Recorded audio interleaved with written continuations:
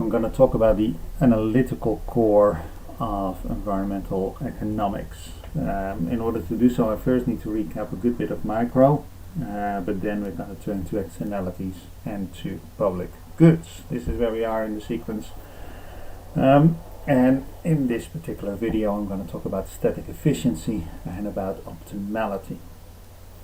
So a situation is Pareto superior to another situation if no one is worse off and at least one person is better off. Aristotle already noticed that a trade in which both parties engage willingly and knowingly, then their trade can only be mutually advantageous, because otherwise one of the partners would simply walk away. And that implies that a voluntary exchange trade is Pareto improving. There's also such a thing as Pareto efficiency or Pareto optimality, and that means that some starting point an allocation is deemed to be efficient or Pareto optimal if it's not possible to make one or more persons better off without making at least one person worse off. That is, a Pareto optimum exhausts all Pareto improvements. If you're in the Pareto optimum, there is no further Pareto improvement possible. So let's make this a little bit more precise. Let's consider a simple exchange economy. There's two people, A and B, two goods, X and Y, and two inputs, L and K. I'm going to denote the utility of person A as some function of the consumption of X and Y, ditto for person B. The production of X requires inputs K and L, and ditto for Y. And I'm going to denote a first partial derivative, du dx, for person A in this case, with a subscript x. This is just to simplify notation. The first condition for efficiency or Pareto optimality is that the marginal utility ratios, so the marginal utility of person A from consuming good X over the marginal utility of person A for consuming good Y is equal to the same thing for person B. And this is typically referred to as the marginal rate of substitution. This condition has to be met, because if not, then what you could do is that the two could simply bargain, could simply swap goods in such a way that both gain. Let's take a hypothetical example for person A. The initial ratio of X to Y at the margin is 5 to 1, and for person B is 1 to 5. So if person A gives up 1 Y, he loses 1, but if in return he gets 1 X, then he gains 5, so he's 4 better off. It's a bargain, so person B, it's the other way around.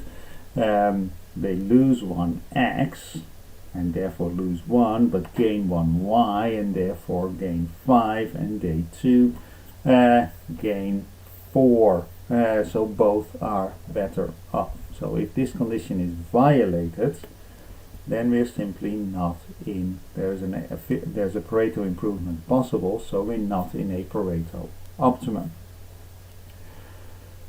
Similar condition applies to the production side of things. The marginal product of good X from the labor input and the capital input has to be the marginal product of the labor input and the capital input to the production of good Y.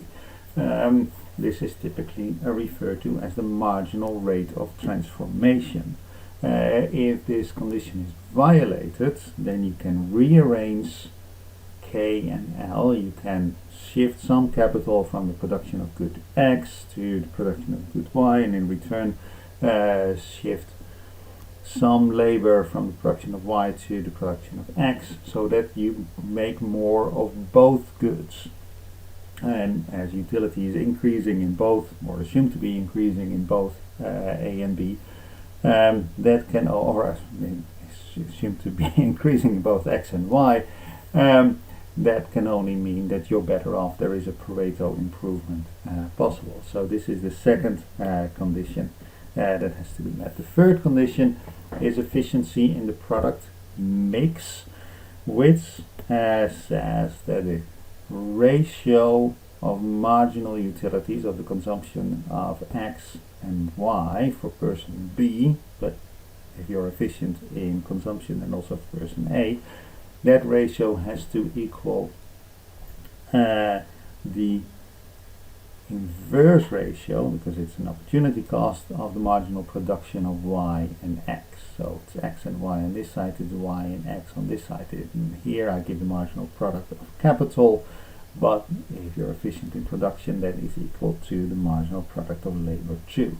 Again, if this condition is not met, then what you could do is shift around capital and labor between the production of X and Y, not so that you make more of everything, that's efficiency in production, but so that each consumer is better off. So this is the third condition for efficiency, and if all three conditions are met, then you are in a Pareto optimum, then you are in an efficient allocation. The key thing to recall here is that efficiency is not uniquely defined, or rather efficiency is conditionally defined. You can be in a Pareto optimum, you can be efficient, conditional on where you started. Recall that we are talking about Pareto improvements, and the Pareto improvements are over your starting point. And this is known as the second welfare theorem. That is, there are many efficient solutions, each one unique under conditions that I did not mention, to your initial allocation. And efficient, we sometimes call efficiency Pareto optimality. You're in a Pareto optimum does not mean that you're in an optimum. You're in a Pareto optimum, not in the optimum. And if you want to talk about optimality, then you need to introduce a social welfare function, which presumably is some function of how happy persons A and B are. The condition for optimality is that the ratio of marginal utilities for the consumption of good X for person B and person A, which is of course equal to their consumption of good Y, equals their marginal utilities, their marginal contribution to social welfare. And if you have a social welfare function, then you can talk about optimality without the word Pareto added to this. Now, this comes about from changing the initial conditions. That is, from rearranging income, rearranging the starting point of the market. And that is an important thing to keep in mind, that efficiency, Pareto optimality, is conditional on your starting point. And if you do not like the Pareto optimum, then you should change the initial allocation of resources.